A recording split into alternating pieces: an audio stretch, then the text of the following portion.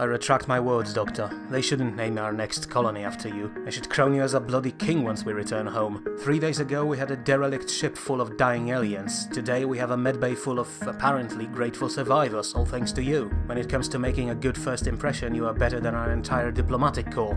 Thank you, Commander, though in all honesty most of the credit shouldn't go to me, but to the aliens themselves, the ones who perished before we arrived, to be precise. If my team had no access to their bodies to perform preliminary autopsies, we would have no idea how to fix the living ones. Their biology turned out to be far more complicated than anything we've encountered so far, and I still don't know if our procedures won't leave some permanent damage. At least they're alive, Doctor, though you raised a good point there with the bodies. Perhaps the best idea when meeting a new race would be to exchange corpses, so both sides could figure out how they work. I know it sounds creepy, but from a purely pragmatic point of view, it seems like a good idea to avoid some biochemical missteps in early communications. But back to you, Doctor. I'm about to send a report back home, so could you tell me exactly what happened to our new friends? From what we've gathered so far, it seems this ship we found them on was a private exploration vessel. They were scouting a system on the fringes of their empire when they encountered something we have seen before, a void cloud. However, unlike us, they decided to go ahead and check it out, which unfortunately turned out to be a very dangerous idea. They barely managed to get away using emergency jump, and by the way they seem to be using wormhole technology very similar to our own, but that emergency jump was very unstable. They ended in this system and immediately crashed into one of the asteroids and were drifting ever since, but that still wasn't the worst part. During their earlier exploration, they gathered live specimens of something they call a brain worm, which is some sort of a parasite that can burrow inside the head of its victim and basically take control over its mind. Well, it's not really that simple, but if I tried to explain it fully, we'd be here for the next week. Still, those worms managed to get out of containment when the alien ship was damaged, and one by one they infected the crew. That's why they were behaving so erratically when we arrived. Fortunately, some of the aliens managed to keep a hold on themselves and sent out a distress signal. That's where we came in. That was 1 in a million chance that we were around when this mess happened, but I assume you managed to eliminate these brain parasites without trouble. The last thing we need right now is to get infected ourselves. Of course, once we knew what to look for, taking care of the worms was relatively easy. Only you could call operating on an unknown organism easy, Doctor, but regardless, you did it, and from what you just told me, I assume our linguistic team was just as successful as you were. Both yes and no. Once again, the credit mostly goes to someone else. The brainworms in this case, believe it or not. When they infected the alien crew, the Alir as they called themselves, they also caused one very positive side effect. They greatly boosted Alir equivalent of Broca's and Wernicke's areas, which are basically parts of the brain responsible for understanding language. And that enabled the Alir, the precious few who still controlled themselves, to understand our messages. But they couldn't respond immediately, as their bodies are simply unable to create sounds we use for communicating. And they couldn't send a message because, as you guessed it, their writing is completely different to ours. But still, one of their crew managed to figure out how to use their script to send us something we could understand. One word: help. As for the communications now, we still can't talk with the Alir. They use a combination of clicks and rumbling we can't produce without sticking a scalpel in our throats, but we can talk by writing messages, and our linguists are currently gathering all the information the Alir are willing to give. But one thing is sure, they are grateful. And shocked, but that's understandable. Thanks, Doc. Because of you, our first contact with alien species went better than anyone could hope for our side at least. I'm going to send my report now, but I'm sure of one thing. Our people will be ecstatic about this whole situation. We've changed everything during this past week. We're no longer alone among the stars, and once the report is sent, I'll have to talk to engineering. We need to start thinking about sending these horrifying bugs home.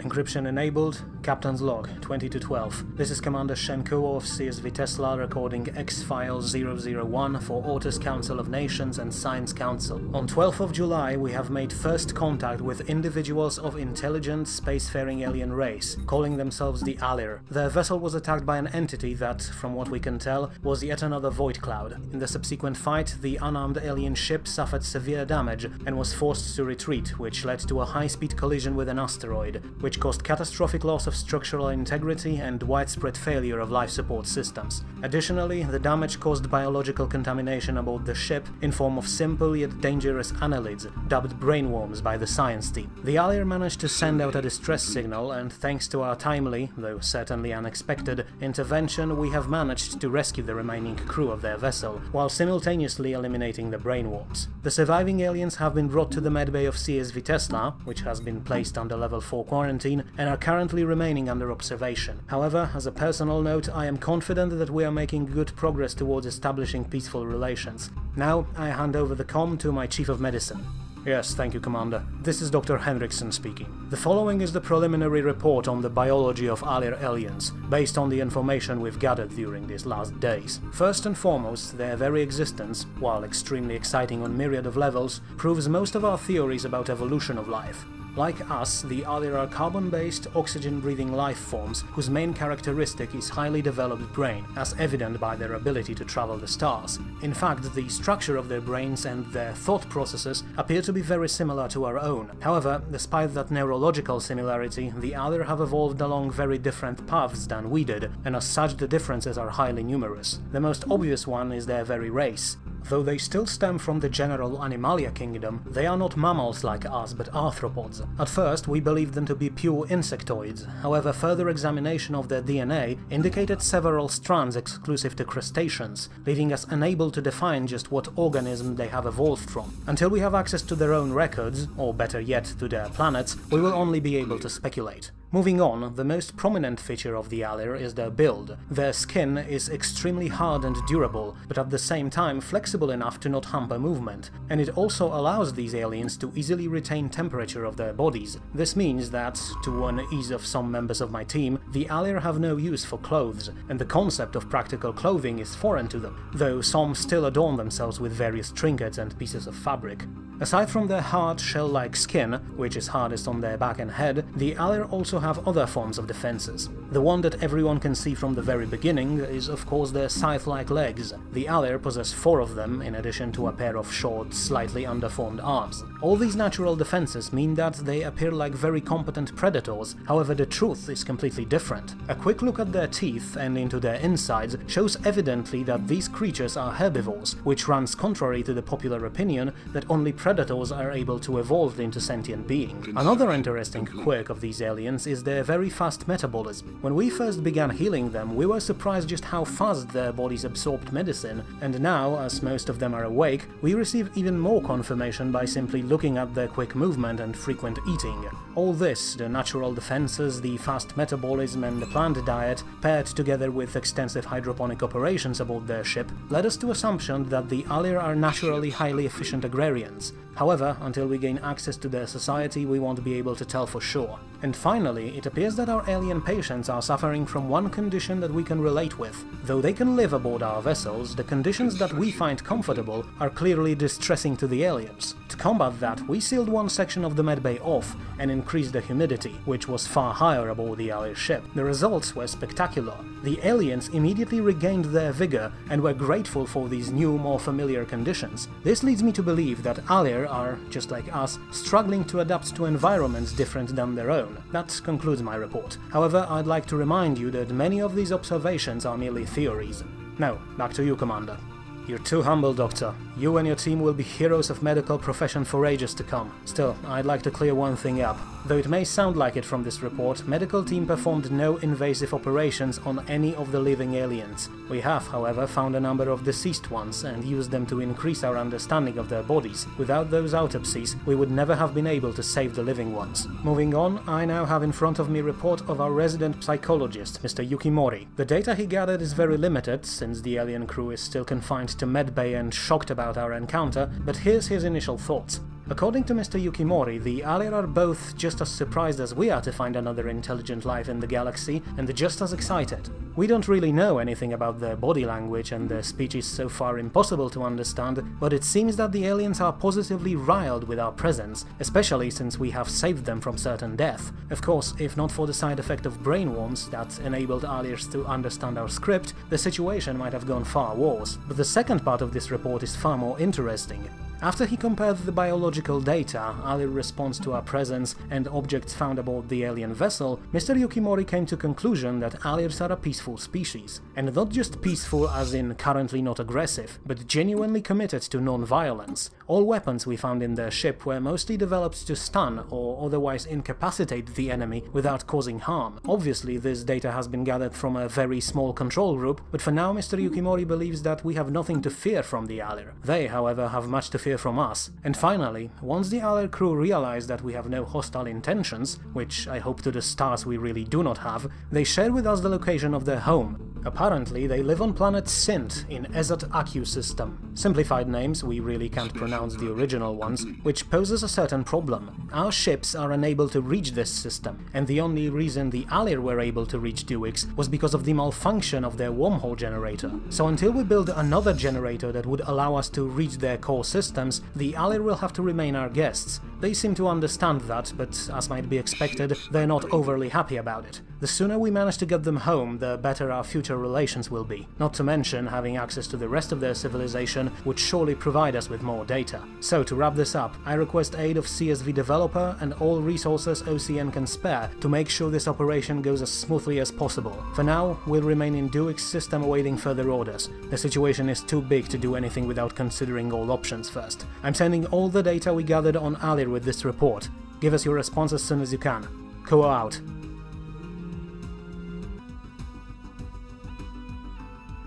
Recordings on, encryption on. This is Ambassador Einar Talvela speaking, and the following is my report on diplomatic mission to Alir Commune that we have undertook in previous months. Though initially we intended to keep the aliens away from our homeworld, logistics of the situation, namely the need for CSV developer to build additional wormhole generators, forced us to find them a temporary housing aboard Ortus spaceport. The Alir crew was separated, and their presence was kept secret from the general population, as it was deemed the best option until we could contact Alir government and figure out just how would they react to our presence. In this time, top leaders of OCN decided to not only send our guests back home, but prepare a diplomatic delegation as well. And that's how I was introduced to the alien life. And I have to admit, even today, after I've seen Alir homeworld and negotiated with their leaders, I'm still excited about this whole affair. But back on topic. As the delegation was being prepared, Admiral Lin raised the point that we should send her fleet to Alir space as well. I admit, our navy surely is imposing, especially with the addition of new ships, Helsinki, Equestria, Vigilance and Carigrad, but in the end I cautioned against it. After all, while showing up with an armada of warships would certainly make an impression, that impression would most probably be negative. Personally, I think that Admiral Lin simply wanted to see the alien world herself, same as our Chancellor and Prime Minister, but in truth they are all needed here, not to mention that sending entire leadership of our nation on a mission beyond our borders would be a sure recipe for a disaster. Still, I've organized a crew of professionals, and as soon as CSV developer sent us a green light, we boarded CSV Tesla, and together with Alir survivors we began our journey into alien space. We arrived in System Kiram, on the outskirts of Alir-controlled territory, and from there, using equipment salvaged from their wrecked ship, our guests have sent a signal home, explaining to their people the entire situation. They also sent coordinates to our current position and requested pickup, since we decided that it would be wisest to let the Alir come to us on their own terms, instead of just showing unannounced at their doorstep. And then, for a few weeks we waited, passing time exploring planets in the system, an endeavor that taught me to respect people like Commander Kuo and his team. While most people think that they just show up in the orbit, fire up sensors and let the machinery do all the work, the truth is far more different. The amount of work exploration requires is staggering, which is even more impressive when you see a well-disciplined team, like the crew of Tesla, performing their tasks with skill and experience they gained for over a decade. Regardless, we finally picked movement in the system, and that's when we saw spacefaring vessels of an unknown race for the first time. I'll admit the view was impressive. Even more impressive, and disconcerting, considering that Alir fleet was larger than ours, and possessed larger, more intimidating warships. Suddenly, the idea of Admiral Lin's escort seemed far more appealing, but it was too late to do anything at this point. Fortunately, the Alir proved peaceful, and after quick written communication, during which the rescued crew acted as translators, we met with delegation of Alir government aboard our ship. In a historic moment, which I am told was recorded and will be broadcasted all across Council space, we were greeted by leader of Alir fleet, Admiral Oberluit, who clearly showed us gratitude for saving his people. In a meeting that followed, we ironed out the details, and soon me and my team departed aboard Alir flagship, Rit Moon, for their homeworld, Sint. Accompanying me were the following: Commander Kuo himself, Mr. Demetrius Sinan, the economic advisor, 3 delegates from the government, 6 delegates from the Science Council, 2 per each division, and 2 of my aides. After some deliberation, I relented to Commander Kuo's request and took a small security team as well, Tesla's Lieutenant Sharif and Sergeant Kirstein, and Marshal Commander Drakovich. The journey took us several weeks, most of which spent on conversations with alien crew and exploring their vessel. It was bewildering at first. It was clearly a military ship, but we were allowed to move pretty much everywhere, to an endless delight of the science team. It seems that Alir are either uninterested in keeping secrets, or, which I think is far more probable, they wanted us to see the full extent of their strength, to make sure we won't get any ideas. Still, some breaches in protocol happened anyway. I understand that Professor Tanwar doesn't believe in enforcing strict discipline among her colleagues, but one situation was too much. One of her delegates smuggled a bottle of whiskey on board and was found drinking with alien crew members. I couldn't believe that a biologist could do something so wildly irresponsible, but luckily the Alirs appeared to be compatible with our drinks, and the whole situation was disarmed with humor. However, in future contacts we cannot allow for such mindless frivolity. We cannot risk a diplomatic incident because some of our researchers are trying to stick it to the man. Still, we eventually arrived at Sint, and, well, I'll leave the more detailed description to the video feeds from our cameras. Sint is a relatively cold planet. The temperature oscillates around 8 degrees Celsius, but unlike our home, it's almost completely covered in swamps and local equivalent of moors, and frequent rain ensures that the place never really dries up. Also, upon closer examination, what we initially believed to be just natural flora covering most of the landscape turned out to be farms that stretched in all directions towards the horizon. The Alir, as it turns out, truly are natural agrarians, and most of their culture revolves around farming and cultivating various crops, which are their sole food source due to their status as herbivores. We later learned that agriculture permeates their society at all levels. To Alir, being a farmer is something natural, and they thrive, both physically and mentally, when they walk their fields.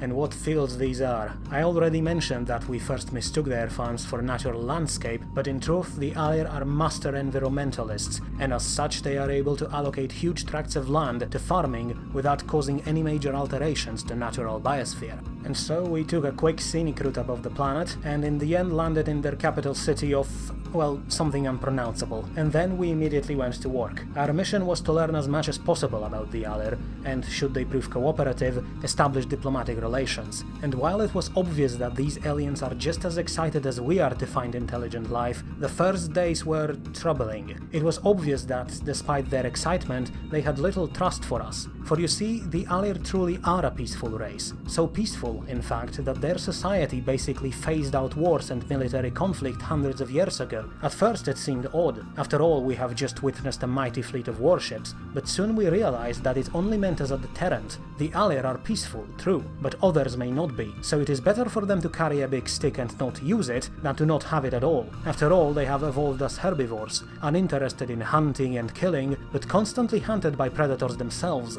And yet, it were the Alir who emerged victorious, after carving all their would-be hunters to little pieces. And that explains their distrust. While we can safely say that their civilization is not dangerous to ours, they cannot say the same about us. We are a wildcard to them, and they constantly expect a knife in the back.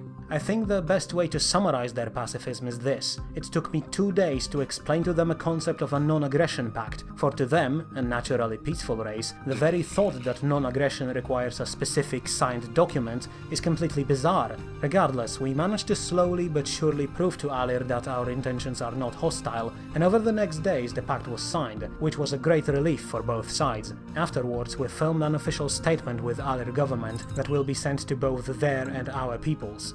but still we continued the mission, and over the next months, more deals were made. First, we exchanged our star maps and linked our sensors into a singular network. Then, together with Science Council delegates, we established a research treaty. Our technology, though superior to ours in some ways, was lacking in others, so it's a deal that's beneficial for both sides. But it was the final deal that will truly change our society. After long deliberations, we signed a migration treaty, allowing citizens of our nations to travel safely and openly between our worlds. At first, the travels will be monitored, but once our societies sort out their differences, I'm positive we're going to see some new citizens in OCN relatively soon. And that concluded our delegation. Commander Kua and most of our delegates returned back to Tesla, but my aides and I will stay as permanent ambassadors. Soon, I intend to open up a fully operational embassy here to improve relations with Alir even further. And finally, something different. As our mission came to an end, we received a gift from home, brand new gravitic communicator from Dr. Poniewski's labs that allows us to send messages between stars almost without delays. So, no longer will messages travel for weeks between our capitals, but within seconds. In fact, you will receive this message mere moments after I'll send it. The science behind this is completely lost on me, but I know one thing. To be able to finally talk with my family across hundreds of light years is a discovery worthy of a highest praise, and as a diplomat, I can't even begin to state its usefulness. We're off to a good start here, I'm sure of it. Ambassador Talvela, signing off. Hello, best and brightest. I hope you're ready for today, because what on earth are you watching? A movie? Well, more of a research material, really. Oh, better, a research material that just so happens to be a treasure trove of knowledge on our new friends. I can see that, but how? How is this possible? We've only met them, what, a year ago? I mean, sure, there were some diplomatic meetings and ambassadors going, but everything was strictly monitored. So how the hell someone already managed to film this, and most importantly, why? Oh, come on, now you insult the entrepreneurial spirit of our independent cinema. Or who knows, maybe it's their independent cinema. It was obvious someone would try to do this sooner or later, so why not let the professionals take point? And as for why, come on, we are two sentient, advanced species that happened to find themselves in the endless void of dark space. So as far as I can tell, there were only two options. Either we're going to try to kill each other, or we're going to try to coexist. We both went with the second option, which inevitably led to, well, this. Don't try to justify it like it's something completely normal. It's not normal. I always knew you were insane, but don't try to drag me into this. I see you already polluted Doctor's mind with this nonsense. Come on, Raman, let's leave the mad woman to her disgusting videos. Ha ha ha, my disgusting videos, you say? Why there, Chief of Physics Department, why won't you share with us the terrifying truth behind their origin? Recommend. We can't hear you. They showed up on my recommended list on Extranet. I do not believe I'm walking with you. I'm going to write a request for relocation, possibly to some remote asteroid or a distant colony. I can't walk with you, degenerates. Oh, come on, I'm telling you it's better that way. And besides, it really is for research purposes. I mean, just look at her face. It tells us more about their physiology and body language than all reports of our ambassadors combined. It will help us understand them. I'm leaving. Should you decide to do some actual work, I will be in my office with monthly reports. Sure thing, but we might take a while. After all, it's just one of the combinations they recorded.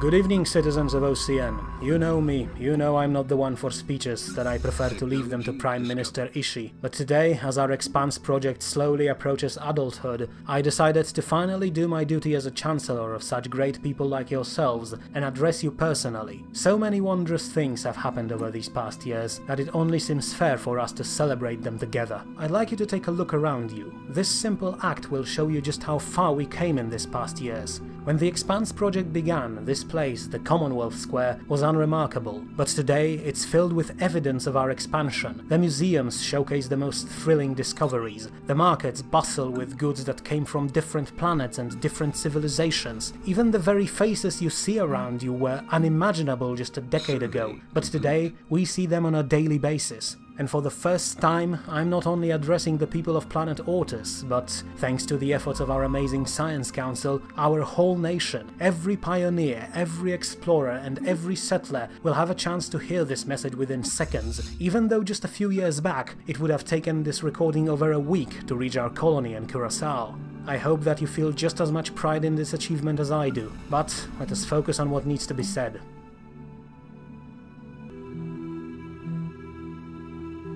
In recent years, much has been said about the future of our people. After all, every time we believed the galaxy couldn't surprise us anymore, it pulled out something no one could expect. We lost hope for meeting any intelligent life, and then we found our alien friends. We encountered black holes, abandoned space stations, and planetary installations of beings that inhabited these stars untold millennia ago. Our explorers and surveyors continue scouring the galaxy for more secrets, and with every passing day their numbers grow, allowing us to learn more and more about the world. But there comes a time when every discoverer needs to go home, a home that is safe and comfortable, where a veteran of space travels could live without concerning themselves with uncertain future. And so, new ideas for development of our nation were proposed. We discussed all of them, and I'd like to thank you, citizens, for being so forthcoming with so many brilliant ideas. It was a difficult process to decide on which idea we should focus on, but in the end, your votes and council deliberations led us to a single place. And so, today we no longer are just explorers.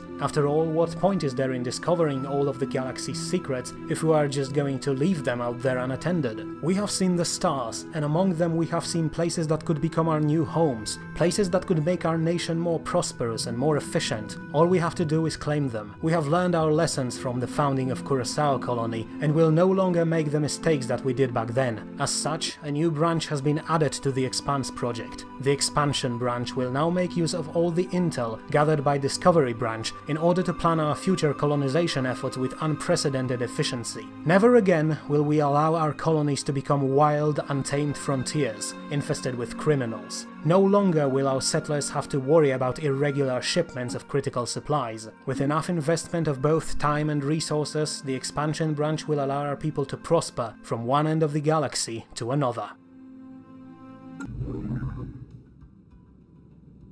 It was thanks to the tremendous effort and hard work of all those embroiled in the Expansion branch that allowed us to colonize Redamon Prime and extend our borders even further. But where previously our settlers faced hardships, this time the experience allowed them to thrive from day one on the planet, ensuring that its full potential will be unlocked after merely 2 years of preparations. For that, you brave pioneers have my eternal gratitude. I'd like to thank the Delvers for carving our tunnels and digging our mines. I'd like to thank the Tenders for ensuring that no colonist would ever go hungry. I'd like to thank the Rangers for scouting the planet for suitable places for new cities, the Masons for building those cities from ground up in record time, and the Marshals for keeping them all safe. And of course, I thank all of you, fellow citizens, who decided to go through with this plan, for without you, this second colony would never happen. Know that we are committed to keep our expansion as efficient as possible, and no citizen will ever be left without support from the Council.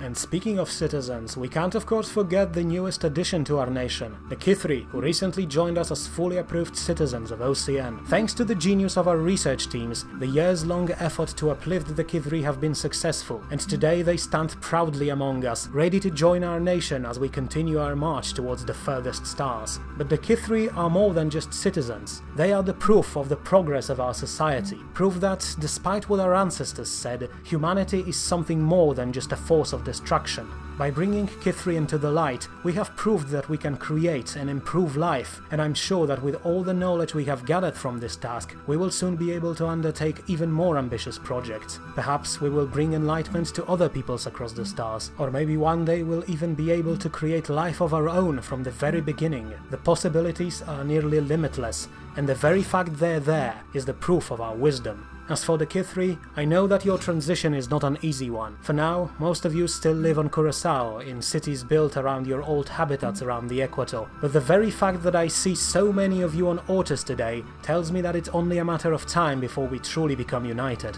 Know that I will personally support all your efforts during your transition, and I know that together we will always be stronger and wiser than on our own.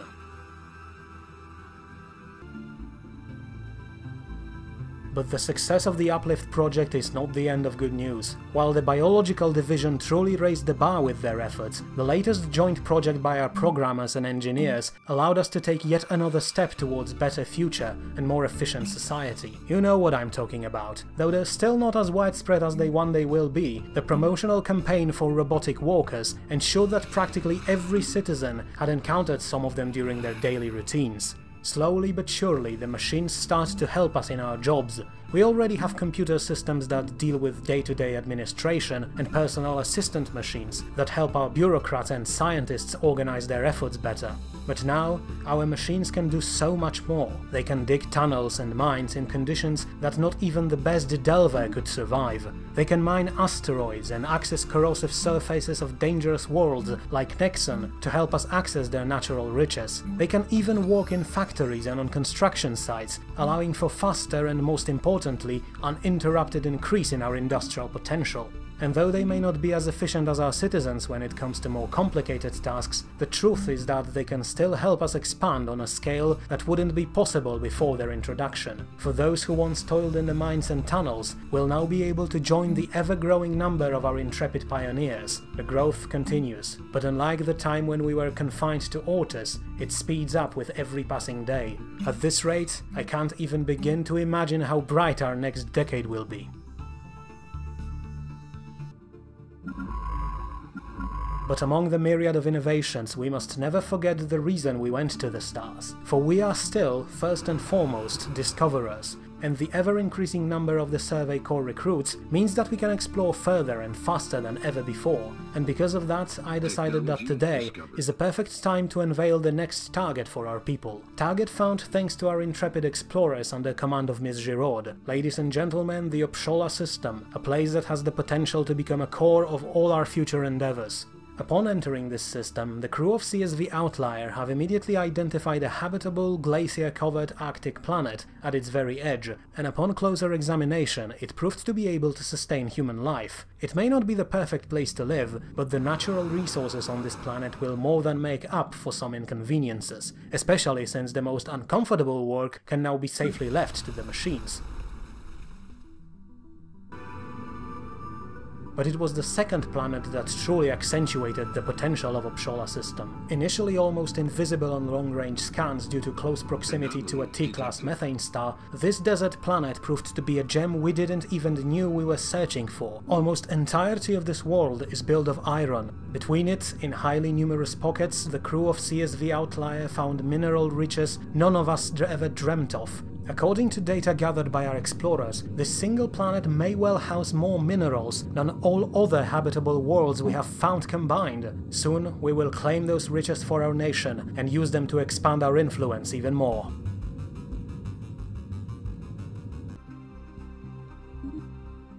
And finally, let me say this. We grow, we prosper and we learn, but alas, not everything goes according to humanity's plan. Many of you have contacted us in recent years, asking for a reason for the list of off-limit planets and systems. I realize that keeping you in the dark was not the most trustworthy thing to do, but know that all the Council did was to ensure the safety of our people. Regardless, over the last year we have released statements explaining our actions. The titanic predators on Shimmels above our very heads, the endless swarms of arachnids on Ramas 2, the brainworms that inadvertently allowed our contact with the Alir, and finally we told you about the clue system and the so-called void cloud that resides in it. For years we thought it to be contained, but recently our long-range sensors picked up more movement from it, accompanied by rapidly increasing energy spikes. We do not know what happens there, our drones are unable to even reach the cloud without getting destroyed by it.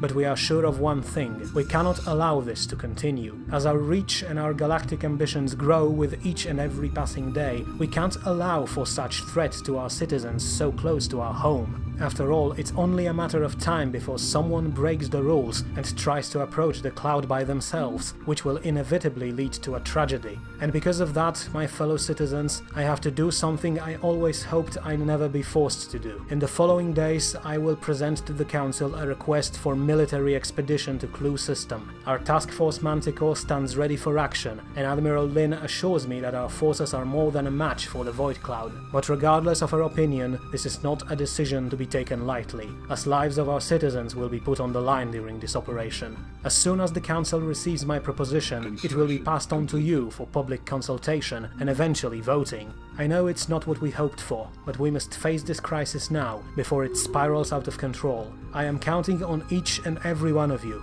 Per aspera ad astra. May we all prosper among the stars.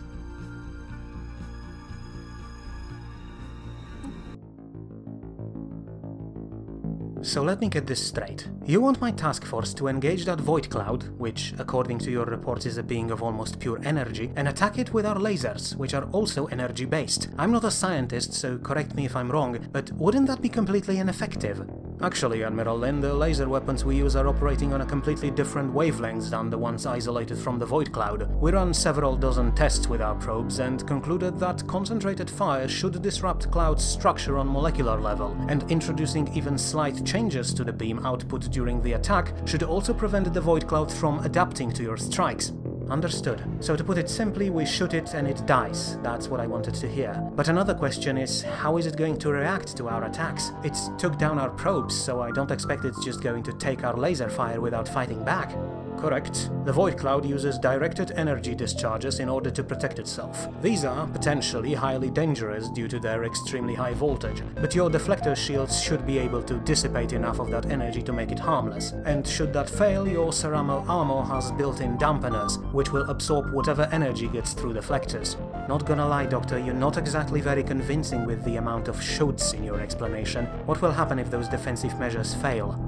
Well, in all probabilities, discharges will overload all systems aboard your ship and electrocute the crew, though fry would be a better description. Even if someone manages to survive shocks, life support systems aboard your corvettes would be disabled. Apologies, Admiral. I understand your concern, but I simply can't provide you with more useful data, as the tests we ran were mostly done using small probes. We simply do not know how this will go in real-scale situation. All theories and simulations point to success, but reality has a tendency to ignore our theories. When we designed those ships, we believed they would be used as a deterrent for criminals, and even if they had to fight something, we hoped the fight would be against something conventional, ship versus ship, or at the very least ship versus something reasonably material. Instead, we have this void thing, and the truth is, this situation has turned into yet another experiment. Except this time it's on an unprecedented scale, and it directly puts our people at risk. I would love to take a look at inner workings of the Void Cloud, but not at the cost of lives. So, as I said, I understand your concern, but I also can offer you a solution to them. Short-term one, but still, it could give you enough time to strengthen your fleet. Any advantage would be good. I'm listening. Keeping in mind OCN's first contact protocol, you can refuse any and all offensive actions against the alien life form that doesn't pose an immediate threat to our holdings. The cloud doesn't seem to move anywhere, so it can't threaten us, simple as that. But even if the Council decides that it actually is a threat, it still falls under category of unresearched species, and as such, as one of the directors of Science Council, I can overrule any decision regarding that thing, though only for a year. Next year, I will need the votes of all three of us, and Here I will never go against Tessa's wishes, so even in the worst case you still have a year to prepare. Thank you, Doctor, but all of us in Strike Force Manticore, including me, knew what we were signing for. We all know that we might find pretty much anything out there, and that one day, sooner or later, we'll be forced to fight. We won't get far as a military force if we'll be too scared to engage our enemies, wouldn't you say? So I have no intentions to postpone this attack forever, but I'm also not going to take any unnecessary risks. Transfer all of your research data to my fleet. Maybe my engineers will find something you might have missed. And in the meantime, I'm going to use that year to convince OCN to get me some additional ships. Ideally, we'll be able to take this cloud down before it knows what hit it. As you wish, Admiral. Sending the data now, and I will use all of my contacts to get you as much support as I can. Good luck out there.